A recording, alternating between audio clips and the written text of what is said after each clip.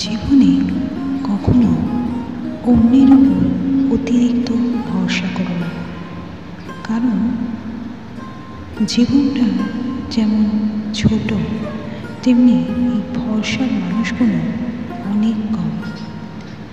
জীবনে কেউ কারণ নয়, সে যতই তুমি অন্যের উপর নির্ভর করবে সে কিন্তু তোমাকে সেই রকম স্যাটিসফ্যাকশন নাও দিতে পারে। তুমি তোমার জন্য এসেছো, তোমাকে তোমার জন্য ভাবতে হবে, তাই নিজেকে সময় দেওয়াটা খুবই দরকারি। কারণ ফ্যামিলির জন্য করো, মানা করছি না, কিন্তু অন্য কারোর জন্য করো, অন্যের জন্য ভাবো, কিন্তু একসময় গিয়ে সেই দেখবে তুমি যত দিতে পারছো বা তুমি করতে পারছো তাদের জন্য, সেটা নিয়েই তারা অন্যভাবে অনুভূতি করছে। তোমার মূল্যটা যতক্ষণ তুমি দিতে পারছো, যতটা করতে পারছো তার উপর নির্ভর করে দাঁড়িয়ে যাচ্ছে।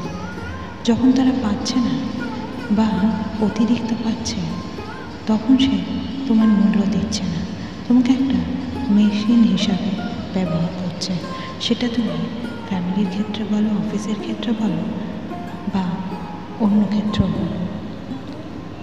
এটা তুমি ভেবে দেখো বা এটা তুমি ফিল করো, কারণ এখন পুরো জগৎটাই অন্যরকম। যতটুকু তুমি দিতে চাচ্ছ ততটুকুর উপরে তোমাকে মান সম্মান বা তোমার কদরটা করবে।